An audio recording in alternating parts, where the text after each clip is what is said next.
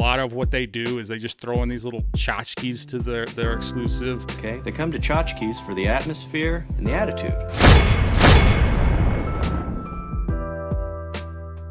Hi guys, Geeker64 here, and today we're talking about Guardians of the Galaxy Volume 3 physical media release, which is just around the corner on August 1st. There are 5 options to choose from with this release, and I'm going to be breaking down all of the options that are available, where the exclusives are, and the price points for all of the options as well. I've done these videos in the past, which box set to get videos, and more recently I did Avatar and John Wick Chapter 4, and had a really good response from everybody, so thank you to everyone who checked out those videos. It seems like you guys really like them. So I was like, you know what? Let's go and talk about Guardians of the Galaxy Volume 3. And I was a big MCU fan. I want to stress was, because pretty much all their stuff after Endgame, I've just not really been a fan of. I've not been a fan of the direction that they've taken and the choices that they've made and the way they've handled some of the characters. Unless you want to count Spider-Man. I did like the Spider-Man stuff post Endgame, if you want to count that as part of the MCU. But, you know, so I did not expect to be doing a video talking about the MCU, any MCU physical media releases, because I just haven't been a fan of them. But with Guardians of the Galaxy, I'm just a fan of the characters. I'm a fan of the universe. I loved the first Guardians of the Galaxy movie. The second one was okay. It wasn't as good as the first one, but it was still pretty good. And like I said, I just like the characters. So I was like, you know what? Screw it. I'm going to talk about Guardians of the Galaxy Volume 3. It doesn't matter what else is going on with Disney and the MCU and everything else. I don't really care. Guardians of the Galaxy Volume 3 is getting a physical media release, and I want to talk about it. So I was like, screw it, we'll do it live. And with all that said, let's go ahead and jump into the video. So the first option we're going to be talking about is the DVD, which at Best Buy is $22, and at Amazon and Walmart is $20. You're going to see a little bit of a pattern here, with Best Buy being a couple dollars more than Amazon and Walmart. The DVD looks fine. I don't really know anybody who still is picking up DVDs as far as new releases. I've just recently did a video saying, you know, obviously there's good reasons to still collect DVD, but as far as new releases, I feel like everybody should probably upgrade to a Blu-ray at this point. I would definitely recommend that. But the DVD is coming out for those who haven't upgraded, so those are the price points you're looking at for the DVD option. And here is the Blu-ray, which at Best Buy is going to be $28, and Amazon and Walmart is $25. Again, like I said, you're seeing a little bit of price difference, a couple dollars, in this case $3 more. It's standard for the Blu-ray new releases for a long time now has been $25. So I don't know what Best Buy's trying to pull. What are you trying to pull? Nothing. Obviously, it has the same cover as the DVD. I really actually like the white against all the colors here. I definitely think the white helps contrast the color palette here. I think it looks pretty sharp. I do like it a lot. And a lot of people have made fun of the way Nebula looks in this picture here. And I think rightfully so. It looks so goofy. I don't know what this stance was. This is like so unflattering and just goofy stance. It just doesn't make a lot of sense. And before anybody gets on to me being like, how are you going to make fun of this? The actress herself, Karen Gillan, made fun of her own stance in a video. Can anybody out there tell me what I was thinking when I decided to pose like this on an international, worldwide poster that will remain forevermore? I remember doing this pose and thinking, I think I look pretty cool here. So I take full responsibility for this choice, but oh my God, what am I leaning against? What is my elbow doing? No, doesn't look good now either, does it? So even she addressed that, hey, this looks goofy. This is a goofy stance. I don't know what I was thinking doing this. So, but outside of the weird Nebula stance here, I do think that this is a good basic cover for the Blu-ray with the white here. Moving on to the basic 4K Blu-ray option, which at Best Buy is $34 and Amazon and Walmart is $30. Now, Best Buy is $4 more than the rest of it. $30 for basic 4K is the standard price. So Amazon and Walmart are right on point here. Now, just like the Blu-ray, I like the colors against the white here. I think that it contrasts really well. I think if you remove the white, you're just going to have a blast of color, and I just don't think it's going to look as good. So I actually do really like the white here. I like that we don't have the goofy pose from Nebula here from the characters, the one that we got on the Blu-ray. However, I am kind of torn on this like fade to space thing that they did with the characters here. It gives it more of a amateurish Photoshop feel than I think that was intended. I mean, obviously nobody intends to make an amateur Photoshop image, and it's not that it looks bad, it just kind of just doesn't look that good either. What I will say is that I do actually think I prefer the layout of the characters more on the Blu-ray than here on the 4K. Again, I don't think this is bad at all, but I just prefer the Blu-ray box. I think the Blu-ray box art over the 4K option for this one. Now, I also do like how at the bottom here they put Cinematic Universe Edition, which means absolutely nothing at all. I mean, they've been doing this for a long time, more than a decade. They've been throwing this, I think, pretty much since the DVDs were around.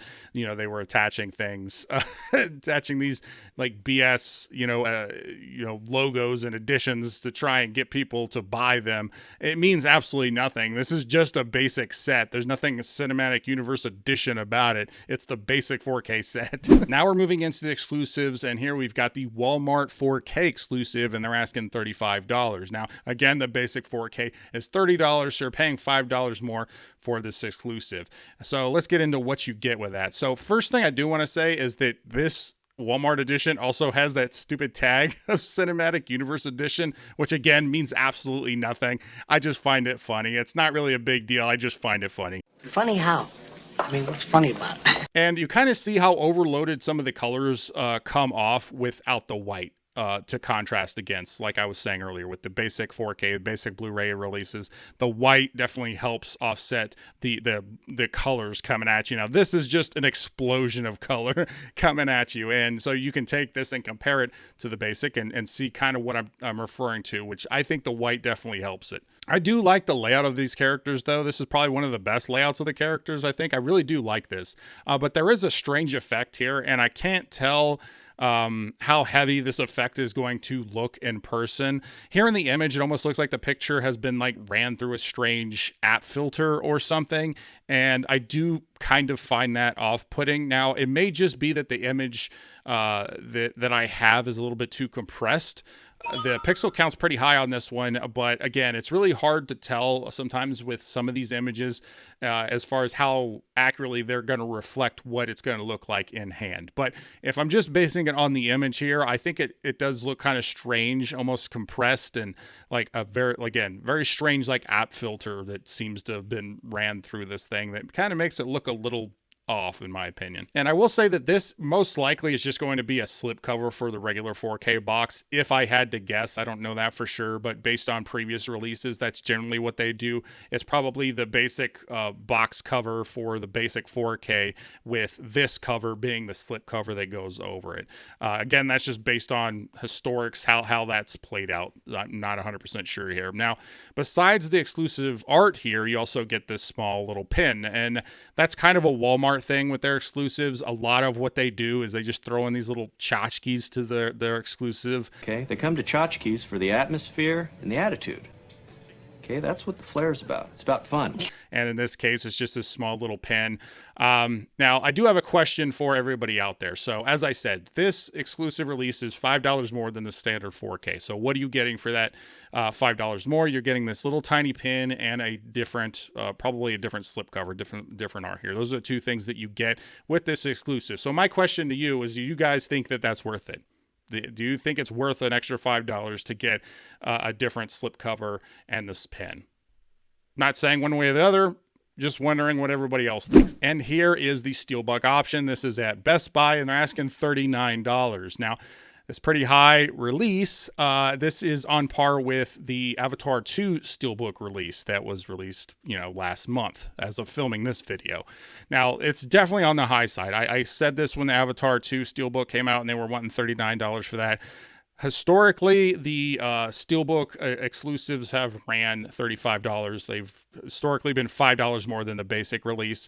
I kind of guessed that Avatar 2, the reason that was a higher price at $39 was just because of how big that movie is. And, I was like, okay, I kind of get it. But they're also asking it for this Steelbook as well. So I'm not really sure how I feel. I just think at $39, it's kind of overpriced. It's a good Steelbook, though. So I will say that this also has the color overload I was talking about. You see that without the white, it kind of is color palette overload, in my opinion. Just an explosion of color. But what I will say is that I think that does work better with the Steelbook, in my opinion. I think that having the white contrast on a Steelbook, I don't think would work well. So even though this is an explosion of color, I think that this is going to work better on a Steelbook.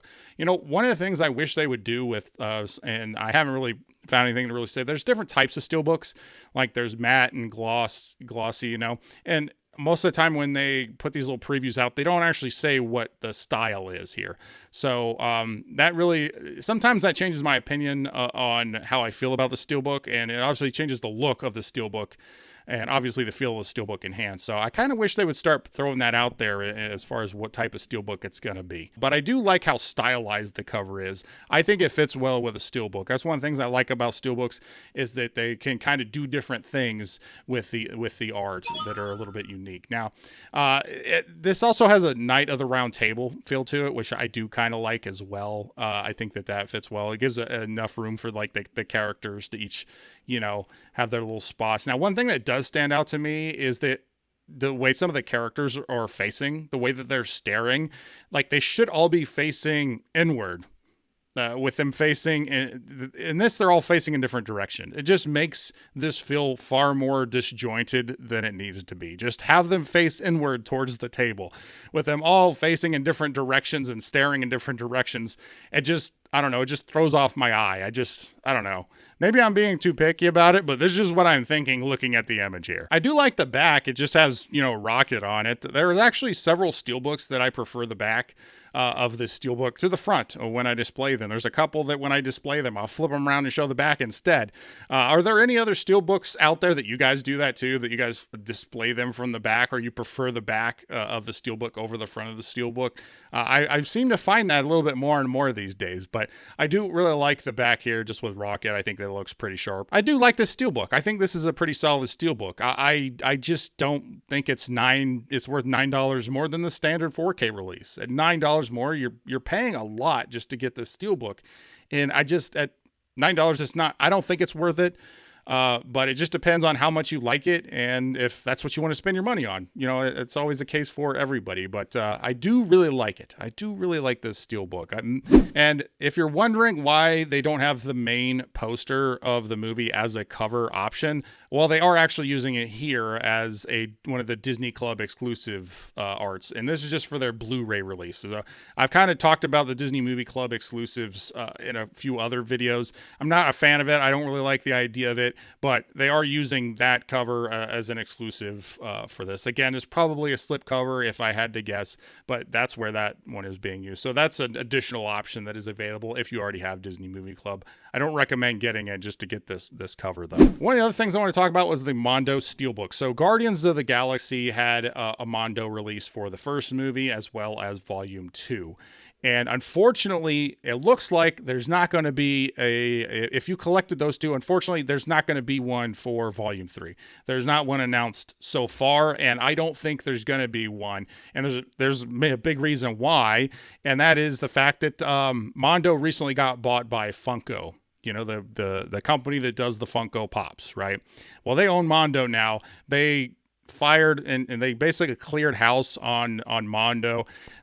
Mondo's not technically shut down, but they aren't doing really anything right now. And a lot of the artists that were doing stuff have left. So, Man, that sucks! I doubt it's going to happen. So as far as consistency across all three, if you were getting those Mondo Guardians movies, you're basically kind of screwed as far as trying to get Volume 3 option out there. And that's kind of disappointing if that was a route that you were going. Now, the Mondo Steelbooks, especially for Marvel, I mean, they're premium price. I love Mondo. I love the Mondo artists. There's several artists I think have done a great job. I've talked about it before, and I really like the Mondo Steelbooks. I only have a couple of them because they are on the pricier side, but it is pretty disappointing that there's not going to be one for Guardians of the Galaxy Volume 3. Also, one other thing I wanted to mention. So the Cinemark poster here, this cover here, do you think this would have been a cool cover if there was a Target or an Amazon exclusive